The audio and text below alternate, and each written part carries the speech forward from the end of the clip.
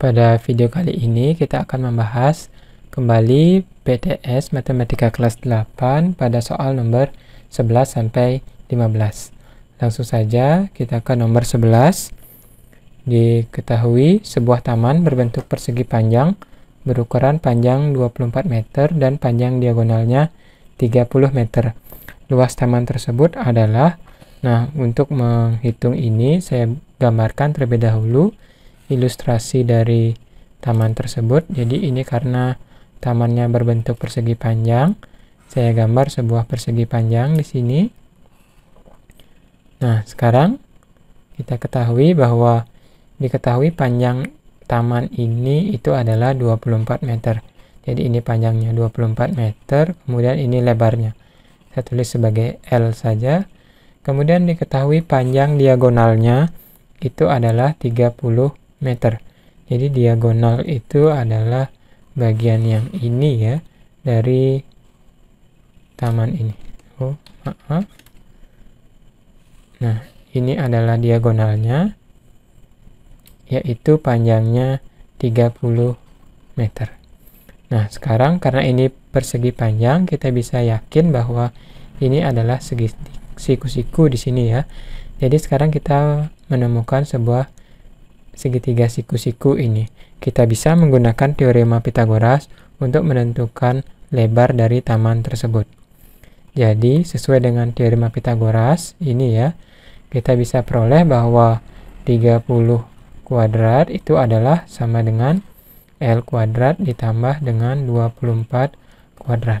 Nah, 30 kuadrat itu adalah sama dengan 900, itu adalah L kuadrat ditambah dengan 24 kuadrat itu 24 kali 24 ya. Itu adalah sama dengan 576 ya. Nah, sekarang jadinya kita peroleh L kuadrat itu adalah sama dengan 900 dikurangi dengan 576. 900 dikurangi dengan 576 itu adalah sama dengan 324. Jadi 324 itu adalah L kuadrat. Maka L itu adalah sama dengan akar dari 324. Akar dari 324 itu adalah sama dengan 18 ya. Karena 18 kali 18 itu adalah sama dengan 324. Oleh karena itu, lebar dari taman ini itu adalah 18 meter. Nah, sekarang untuk menentukan luas taman ini, kita akan menghitungnya sesuai dengan rumus luas dari persegi panjang, yaitu panjang kali lebar. Jadi, luasnya adalah sama dengan panjang kali lebar. Panjangnya adalah 24 meter, kita kalikan dengan lebarnya itu 18 meter. Jadinya luasnya adalah sama dengan 24 kali 18, yaitu 432 meter persegi. Nah, jadi luas taman tersebut adalah sama dengan 432 meter persegi. Jadi demikian pembahasan untuk soal nomor 11. Saya lanjutkan sekarang ke nomor 12. Di soal nomor 12 ini, sebuah kotak berbentuk kubus dengan luas permukaannya itu adalah 6144 cm persegi. Panjang rusuk kubus tersebut adalah, misalkan panjang rusuk tersebut adalah A ya, ini karena kubus jadi semua panjang rusuknya adalah sama. Jadi semuanya panjangnya adalah A cm. Nah, sekarang luas permukaan kubus itu dirumuskan sebagai 6 kali sisi persegi ya. Ini karena persegi kubus itu adalah A kali A luasnya. Jadi ini kita ketahui bahwa luas permukaannya adalah sama dengan 6A kuadrat. Sekarang karena luas permukaannya adalah 6144, jadinya 6144 ini adalah sama dengan 6A kuadrat. Nah, sekarang kita hitung 6144-nya itu harus kita bagi 6. ya. Jadi ini adalah sama dengan 1000. Maaf ya, saya ulangi dulu. Jadi ini 6144, kita harus bagi 6 agar memperoleh A kuadratnya. 6144 dibagi 6 itu adalah sama dengan 1024. Jadi A-nya, A kuadrat ya. Jadi A-nya adalah sama dengan akar dari 1024. Berapa akar 1024? Jadi kalian harus mencari dua bilangan yang kalau dikalikan bilangan yang sama ya, hasilnya 1024. Itu dipenuhi oleh 32. Jadi panjang rusuk kubus tersebut adalah sama dengan 32 cm. Nah, demikian pembahasan untuk soal nomor 12. Kita akan lanjutkan ke soal nomor 13. Pada soal nomor 13, sebuah balok memiliki ukuran panjang 15 cm, jadi ini 15 cm. Kemudian lebar 11 cm, di sini saya tuliskan sebagai lebar ya. Dan tingginya itu adalah 9 cm. Sekarang, luas permukaan balok tersebut adalah, ya, agar lebih cepatnya saya akan menggunakan rumus luas permukaan balok saja ya. Jadi luas permukaan balok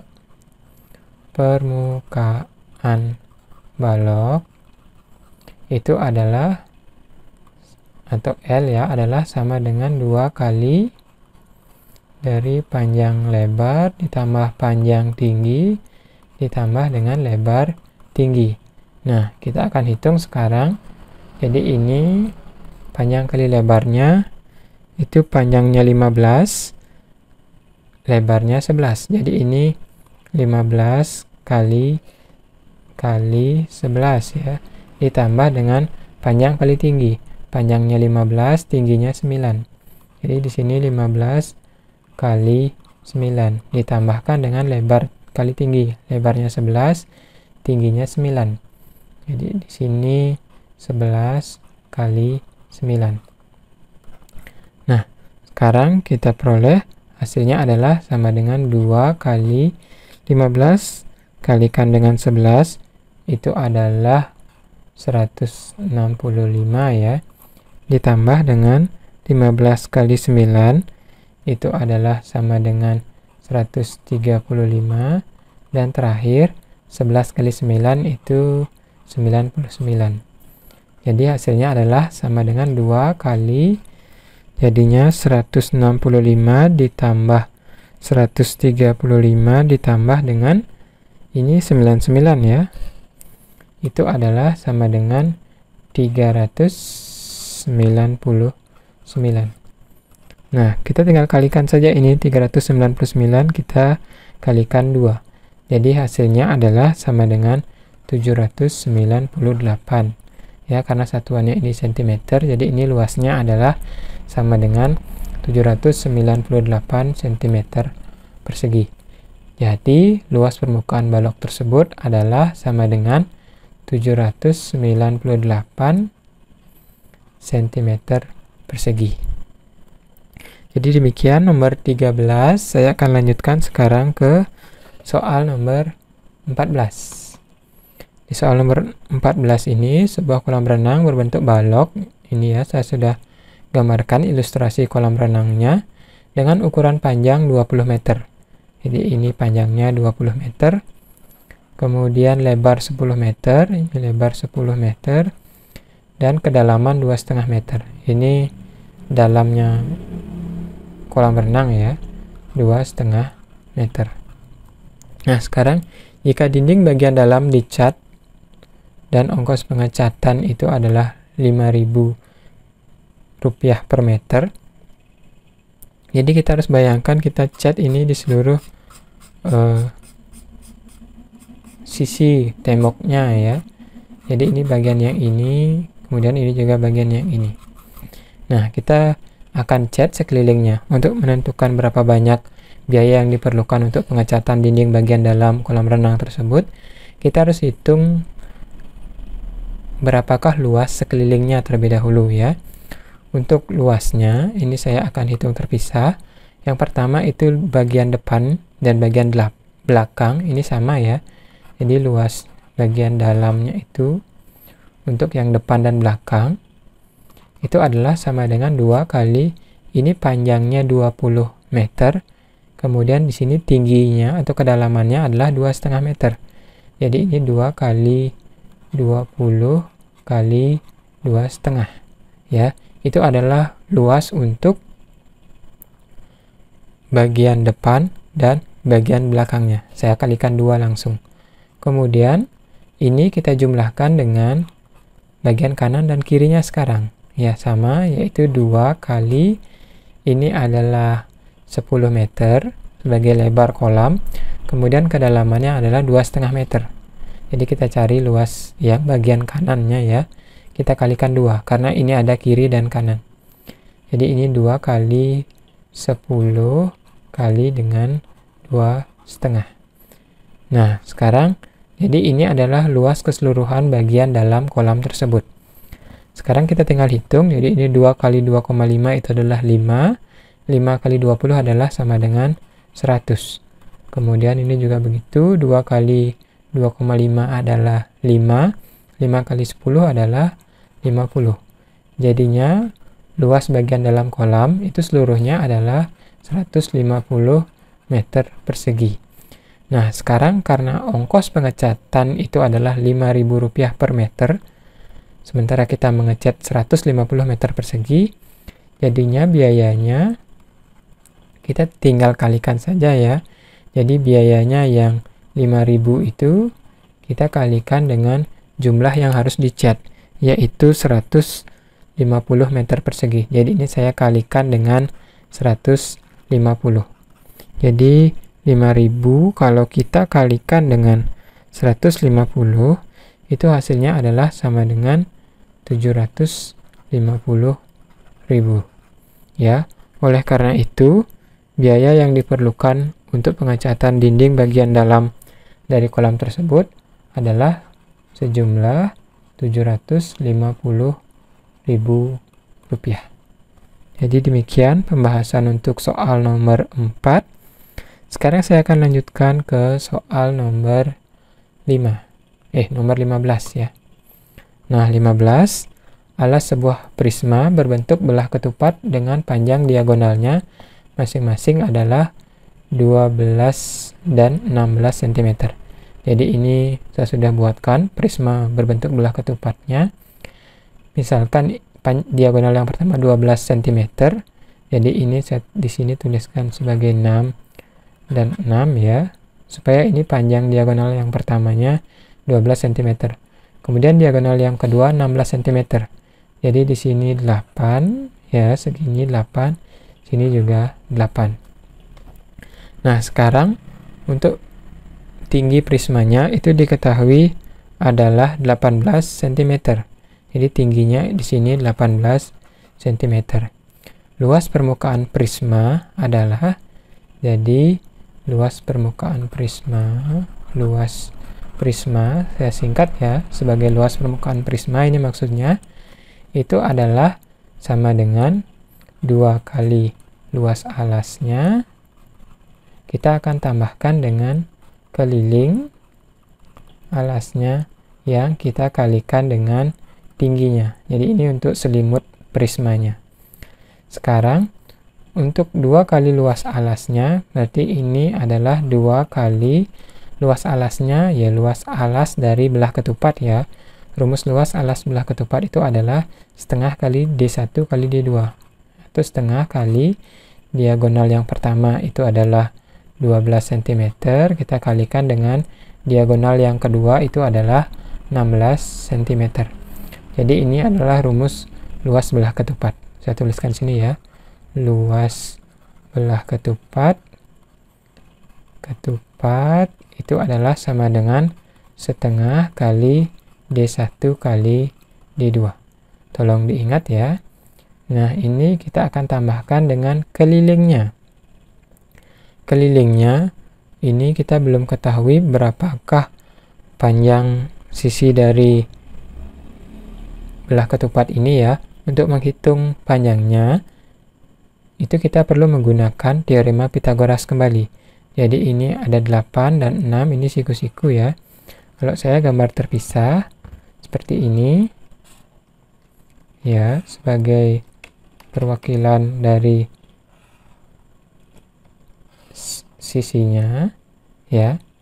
Nah, sekarang karena ini 6, ini 8, kemudian ini diketahui panjang sisi belah ketupatnya itu sebagai S, jadinya kita bisa menggunakan Pythagoras ya. Jadi S kuadrat itu adalah sama dengan 6 kuadrat ditambah 8 kuadrat. S kuadrat adalah sama dengan 6 kuadrat itu 36 ditambah 8 kuadrat. 8 kali 8 itu 64. Jadi S kuadrat adalah sama dengan 100. Kita peroleh S-nya adalah akar dari 100. Berapa akar 100?